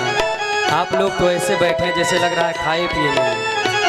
अरे भोजन तो हम नहीं किए हैं, कल भी नहीं किए थे पूरा दिन और आज भी भोजन नहीं किए हैं और हम बोल रहे हैं और आप लोग ना बोल रहे हैं और ना ताली बजा रहे हैं। कहते हैं कि ताली वो नहीं बजाते जिन्हें कोई गम होता है। ताली वो नहीं बजाते जिन्हें कोई गम होता है और ताली वो बजाते हैं जिनके हाथों में दम होता है। तो जिनके हाथ में दम हो दोनों हाथ उठाकर ताली बजाते हुए हरि बोल।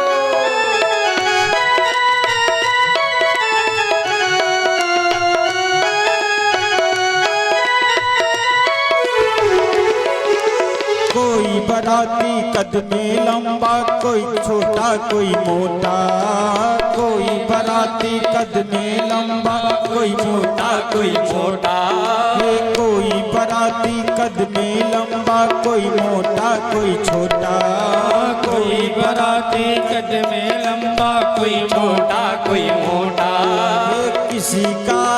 किसी का भुजा है चार भुजा है, किसी का तन है लोटा। चल ले बाबा के बरतिया हिमाचल नगरी, चले भोला के बरतिया हिमाचल नगरी। हो हिमाचल नगरी, हो हिमाचल नगरी, हो हिमाचल नगरी, हो हिमाचल नगरी। चल बाबा के बरतिया हिमाचल नगरी, चल बाबा के बरतिया हिमाचल नगरी। चल भोला के बरतिया हिमाचल नगरी, चल बाबा के बरतिया हिमाचल नगरी। इस प्रकार से भगवान शिव भूत प्रेतों को लेकर के, डाकनी शाकनी को लेकर के महाराज राजा हिमांचल के यहाँ पहुंचे। सुंदर मैना ने परीक्षण किया और परीक्षण करने के बाद भगवान शिव का बड़ा ही सुंदर वैदिक मंत्रों के द्वारा भगवान शिव और माता पार्वती का विवाह हुआ। मंगलम भगवान विष्णु मंगलम गरुड़ध्वजा, मंगलम पुंडरीकाक्ष मंगलाय तनोहरि। भगवान शिव का माता पार्वती का जयमाल विवाह संपन्न हुआ वैदिक विधान के अनुसार, और सभी लोग खूब झूम झूम करके खूब नाचे गाए, उत्सव मनाए। आज भोलेनाथ की शादी है, आज भोलेनाथ की शादी है, आज भोलेनाथ की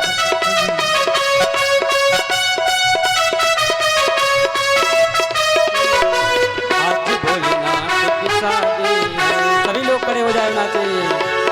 ऐसा लगता है पूरे, ऐसा लगता है पूरे संसार की शादी है। आज भोलेनाथ की शादी, आज भोलेनाथ की शादी है। आज बजाते हुए सभी लोग आएंगे। बोल शंकर भगवान की जय हो।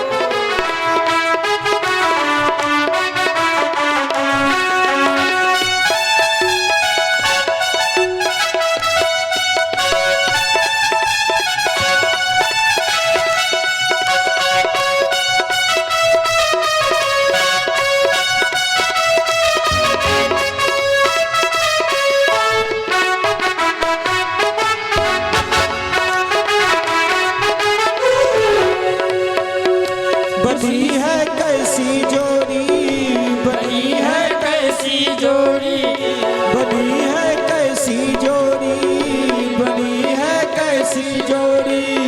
शिव पार्वती की जोड़ी, शिव पार्वती की जोड़ी, शिव पार्वती की जोड़ी। हो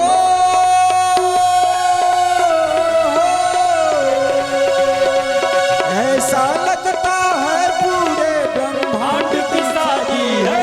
आज भोलेनाथ की शादी है, आज भोलेनाथ की शादी है। हाँ, नाथ की शादी है, मेरे भोलेनाथ की शादी है। नाथ की शादी है, मेरे भोलेनाथ की शादी है। आज भोलेनाथ की शादी है, आज भोलेनाथ की शादी है, आज भोलेनाथ की शादी है, आज भोलेनाथ की शादी है।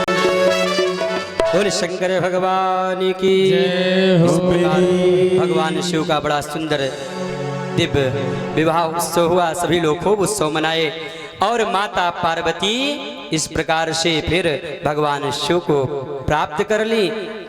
बोले शंकर भगवान की, भागवत भगवान की। आज मैं अपनी बाड़ी यही विराम देता हूँ भगवान के चरणों में समर्पित, और इसके आगे की कथा कल। आइए आरती, आरती सजाइए।